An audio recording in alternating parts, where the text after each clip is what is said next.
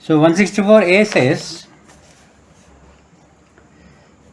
it gives you the procedure for the medical practitioner, how he has to conduct the medical examination. Where during the stage where an offence of committing rape or attempt is under investigation, it is proposed to get the person of the woman with whom rape is alleged or attempt to have been alleged examined by a medical expert. Such examination shall be conducted by a registered medical practitioner employed in a hospital run by the government or local authority, and in the absence of such practitioner, any other medical practitioner, with the consent of the person or a person competent to give the consent on their behalf. Such woman shall be sent to the registered medical practitioner within 24 hours from the time of receiving the information relating to commencement of the commission of such offence. So, one item that is to be important to be noted is, one, you should be a registered medical practitioner. Second, better it is in a hospital. Third is that within 24 hours after the incident, she has to be sent to the registered medical practitioner. Fourth, she should not be allowed to take any bath or clean herself before going to the doctor. These are three things that we have to keep in mind. Now, registered medical practitioner to whom such woman is sent shall, without delay, examine her and prepare a report. These details of the report are given as per Supreme Court guidelines. So, the entire details of the report and then whatever examination is done has to be video recorded. That is another requirement. And then the police should not be there nearby. That is another requirement. These are things that you should do very meticulously know.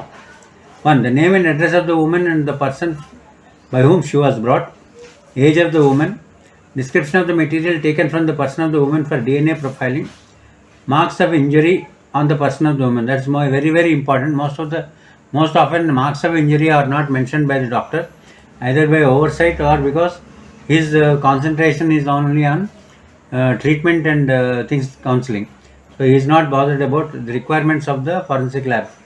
So because of that, marks of injury and the police requirements, he always gives a go by. So you have to be very particular to tell him that marks of injury he has to comment on, and the general mental condition of the woman. That's another thing that is very important. General mental condition of the woman, because without consent, no such examination can be done. And consent can be given only by a person who is fit in a mental condition to give a consent. So that general mental condition of the woman has to be mentioned by the doctor, that I have spoken to her. She is in a fit condition to give consent. Other material particulars in a reasonable detail. There is the format is there. And the entire format he has to fill up without leaving any gap. The report shall state precisely the reasons for each conclusion arrived at. Finally, if he arrives at a conclusion, either positive or negative, he has to give detailed reasons. The report shall specifically record that the consent of the woman or the person competent to give consent has been obtained. Consent is very, very important, and consent has to be specifically mentioned. An exact time of commencement and completion of the examination, along with the people or the doctors who are involved, along with their signatures, also has to be very meticulously maintained, because tomorrow in court they will be asked to come and give proof of the contents of the report. The registered medical practitioner shall, without delay, forward the report to the investigating officer, who shall forward it to the magistrate under section 173 as a part of the documents referred in clause 5A of that section 173. Nothing in this section shall be construed as rendering lawful any examination without the consent of the woman or any other person competent to give consent on their behalf. So remember, that's the very, very crucial word. Supreme Court has again and again mentioned, and consent is very important.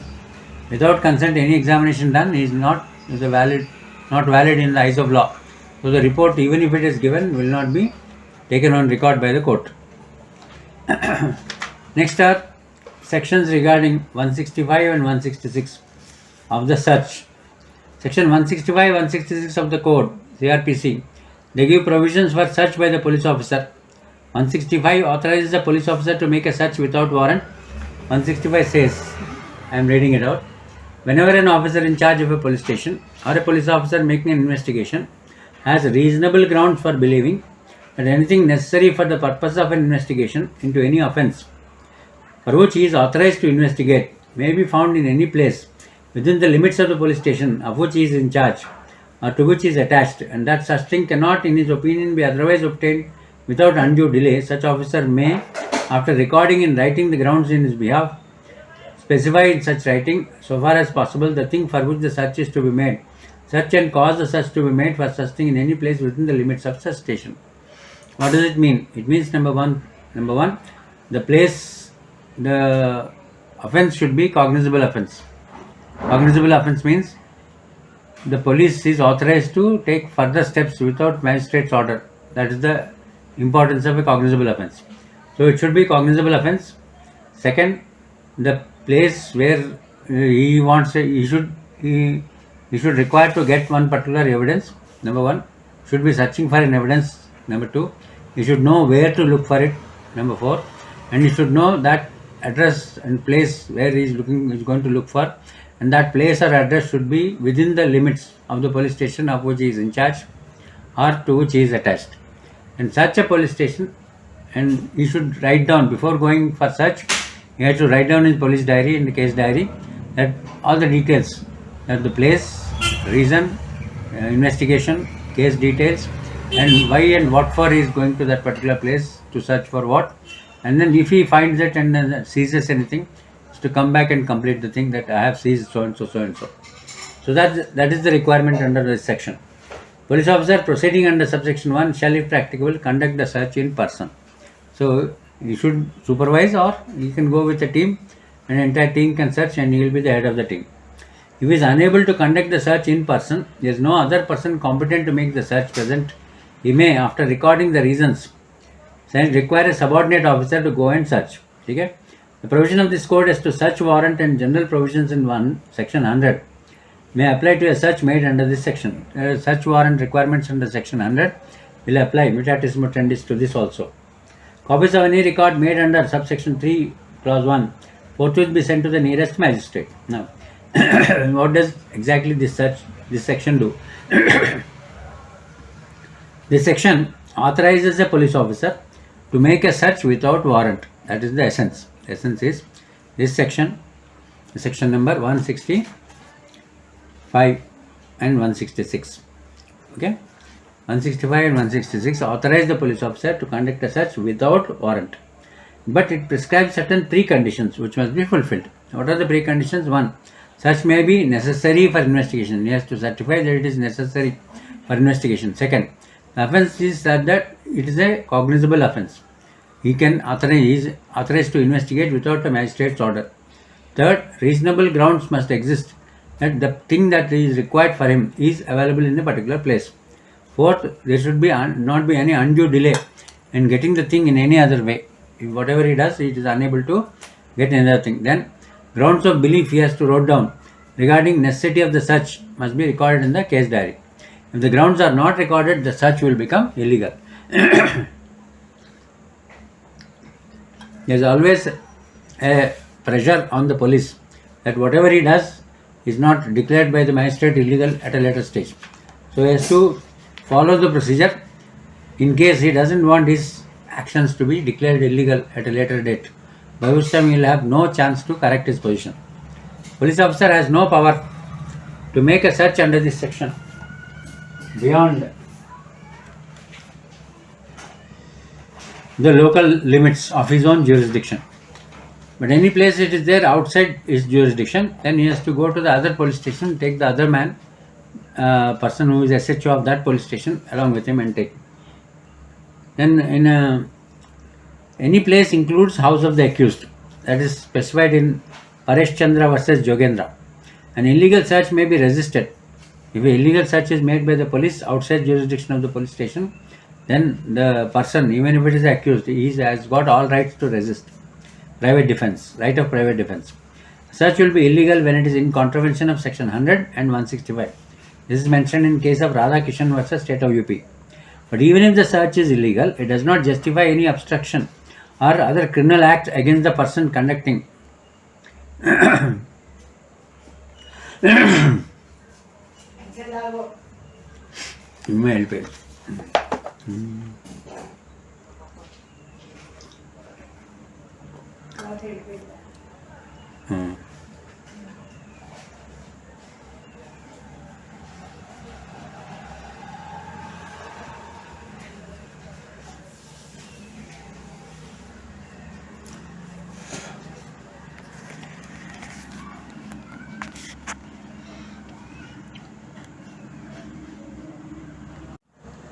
Yeah.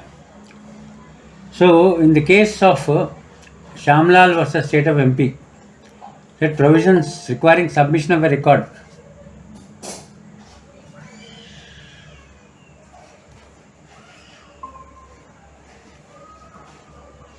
to the nearest magistrate or additional safeguard to protect individuals against general and roving search. Remember, police do not have the authority to conduct a general or a roving search under these provisions of 165. They have to be specific, they should identify the place, they should identify the thing that they are searching for, and they should search only for that, and that too within their jurisdiction, that too for a cognizable offence. So this is given very clearly in the case of Gopi Kishan versus Assistant Collector Customs. Police have a tendency to go beyond this brief and conduct a roving search, and they'll say something in the record and then go and search for something else. So if such thing is done, then it will be within the right of the accused to tomorrow go to the court and say and ask the court to declare this particular search and the items that have been seized to be illegal. If the search is illegal, then the item that has been recovered, even if it is very much useful for the investigation and the case, will also become illegal, and the accused will go scot-free. So that is the legal position. Next, in the case of N.K. Das versus State of West Bengal, the seizure memo prepared by police officer should mention bronze chudi or brass bangle. It has to be very clearly mentioned. Okay, none of the prosecution witnesses supported the seizure of chudis. Police inspector gave explanation that he committed a mistake in describing the article. It was held that the accused could not be convicted on the sole testimony of a police officer, as he made a significant error in a material part of description of the articles seized by him. No reliance could be placed on the word, and then search and seizure always declared illegal and thrown out of the window. So the difference was between, you see, bronze chudi and brass bangle. We normally use these two things very colloquially to mean the same thing, but that particular difference has actually helped the accused to get off. In State versus NMT Jai Immaculate, incriminating articles were recovered in pursuance of a confession made by a person in police custody. It was held that the evidentiary value of recovery of such incriminating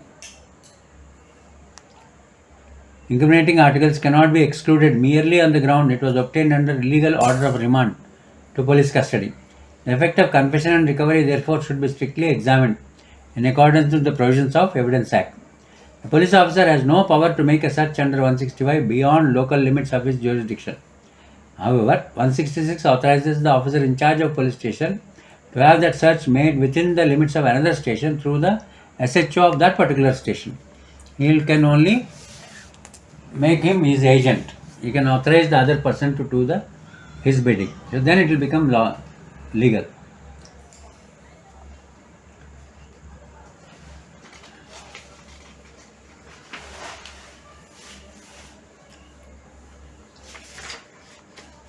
Next is important item that you have to see is 167, where it says remand or procedure when investigation cannot be completed in 24 hours.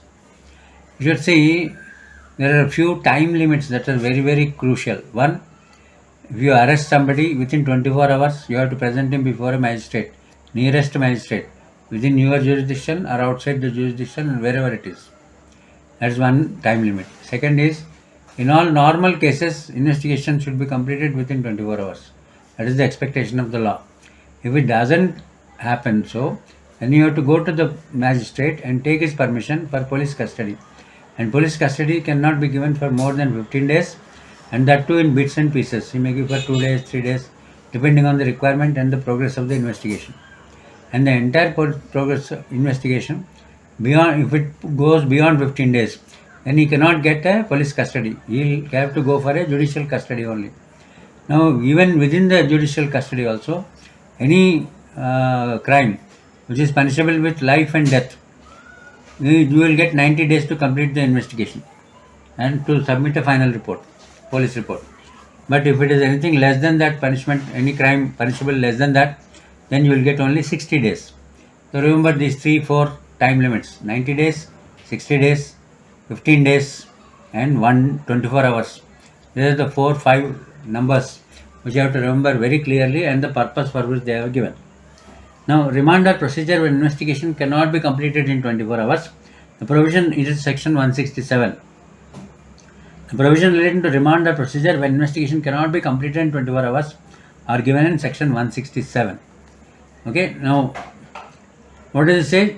Under 167, if investigation is not completed within 24 hours, you have to go and make a request before the nearest judicial magistrate to extend your period. So what the magistrate will do, we can extend it up to 60 days in case of offence below death and life, 90 days in case of offence of death and life, and 15 days only for police custody, and beyond that it is only judicial custody. So, now what is the sequence, importance of 60 days and 90 days? Remember, if your investigation is not completed within 60 or 90 days, as the case may be, the accused will get a right of bail. He can get a bail as a matter of right, even if it is non-bailable offence. So you have to remember that. So that's the power he gets over the police.